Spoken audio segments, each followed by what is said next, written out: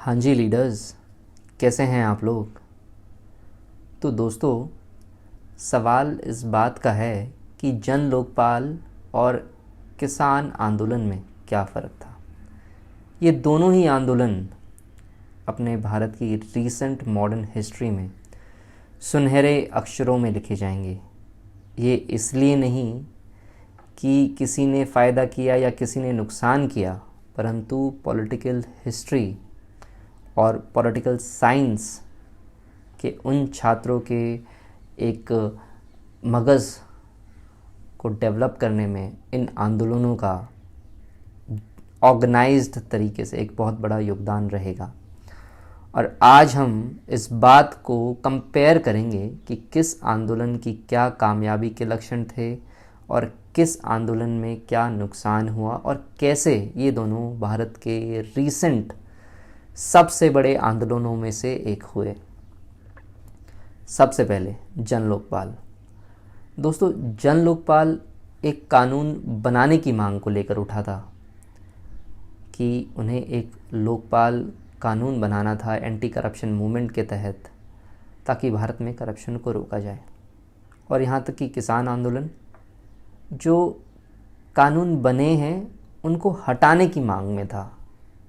तो जन लोकपाल एक कानून बनाने के लिए उठा था आंदोलन और किसान आंदोलन एक कानून हटाने के लिए।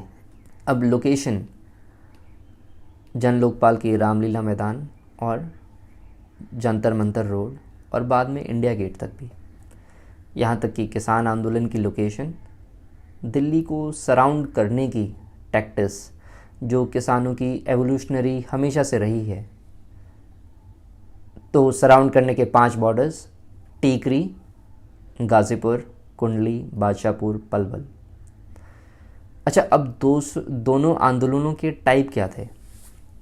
जन लोकपाल का टाइप था भूख हड़ताल। अन्ना हज़ारे ने प्रयास किया कि वो भूख हड़ताल करके इस आंदोलन को इस तर्ज पर बढ़ाएंगे। परंतु दोस्तों, किसानों का आंदोलन भूख हड़ताल पे नहीं था। उन्होंने कहा था कि हम हड़ताल करेंगे, हम प्रोटेस्ट करेंगे, हम बैठेंगे। परंतु उन्होंने मज़े से खाया भी और जो भी वहाँ पे पहरेदार, सिपाही या ऑर्गेनाइजेशन के लोग आते थे उन सबको खिलाते भी थे। समय जन लोकपाल चला कम से कम 40 दिन। अच्छा, और किसान आंदोलन कम से कम 1 से 1.5 साल।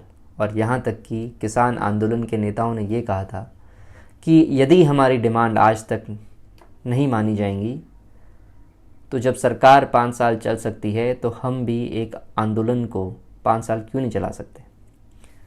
अब आते हैं सबसे दुखद घटना पे, जो है मृत्यु।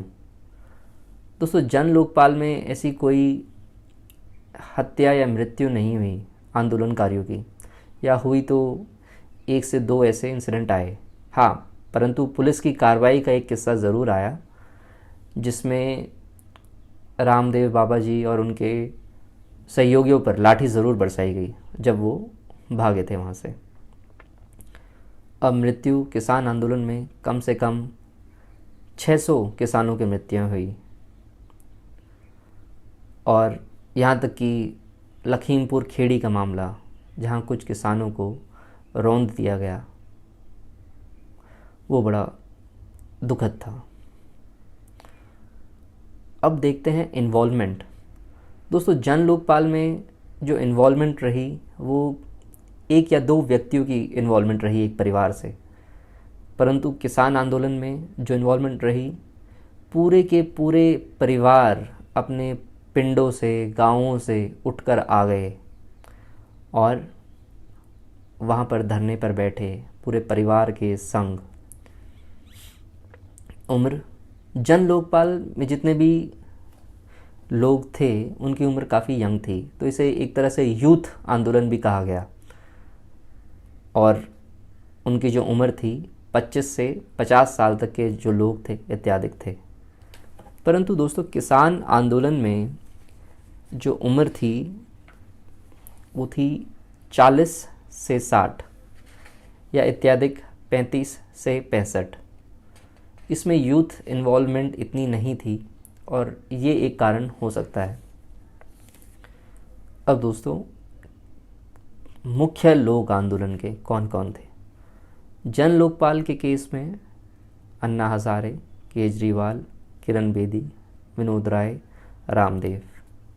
किसान आंदोलन में योगेंद्र यादव, राकेश टिकैत, यहाँ तक कि गवर्नर सत्यपाल मलिक भी बोलते नज़र आए हर जगह, और कई अनेक किसान मोर्चे।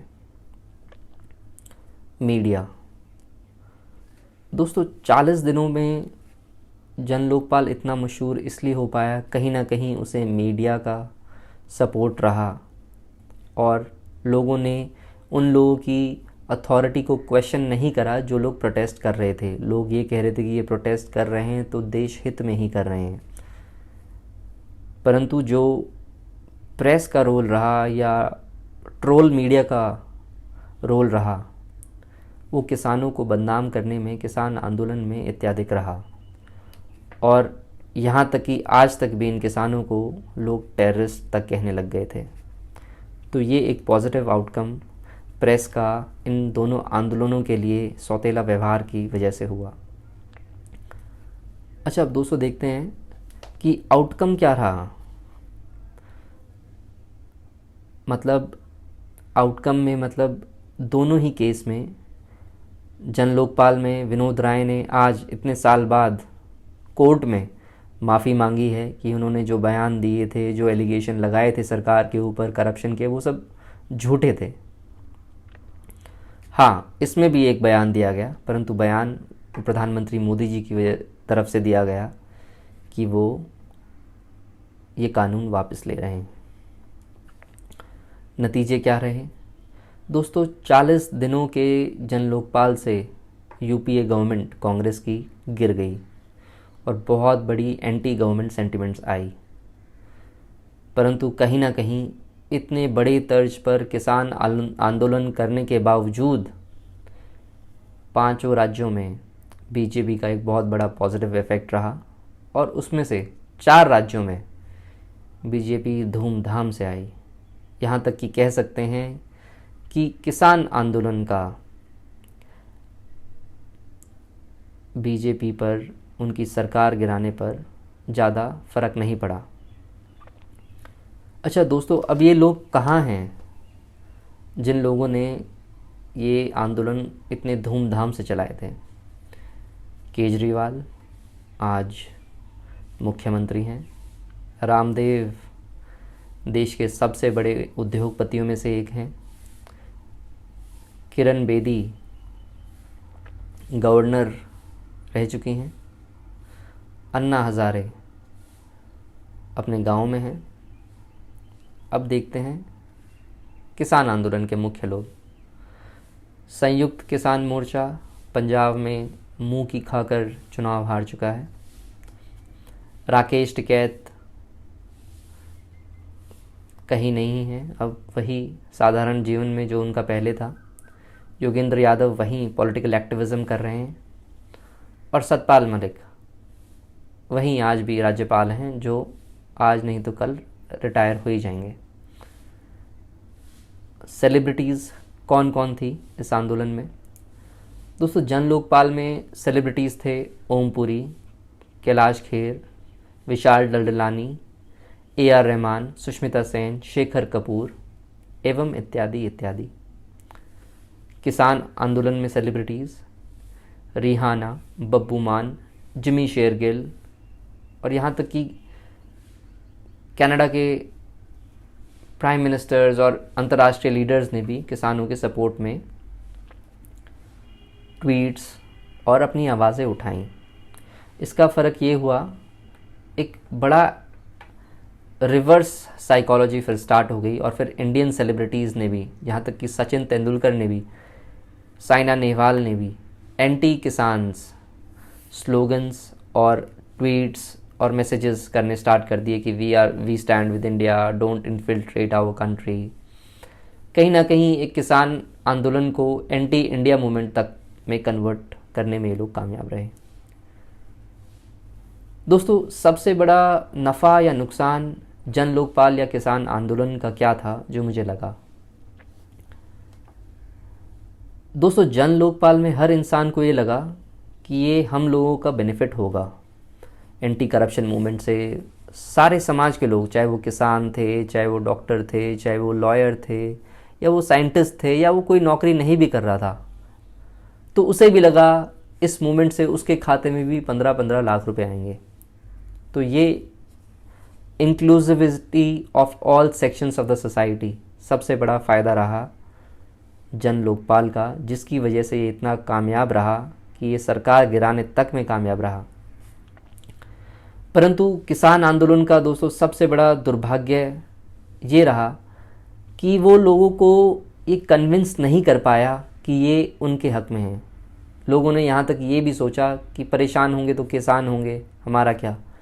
क्योंकि आजकल भूमि वाले किसान या भूमि वाले लोग जो शहरों में रहते हैं, उनके पास ज़मीनें नहीं हैं और उन्हें लगा कहीं ना कहीं ये सिर्फ किसानों तक की मूवमेंट है, तो इसीलिए ये सिर्फ एक वर्ग तक ही रह गया। तो ये सबसे बड़ा नुकसान रहा। दोस्तों, मेरा था ये बहुत इत्यादि छोटा सा प्रयास आप लोगों को ये बात समझने का और समझाने का कि क्या फ़र्क रहा। मेरी कोई पॉलिटिकल आइडियोलॉजी नहीं है। यदि आपके कुछ विचार हैं जो आपको लगे हों तो इसमें प्लीज़ कमेंट करिएगा। आशा करता हूँ आपको ये वीडियो पसंद आई होगी। प्लीज़ शेयर करिएगा और सब्सक्राइब करिएगा। बहुत बहुत धन्यवाद आप सभी का।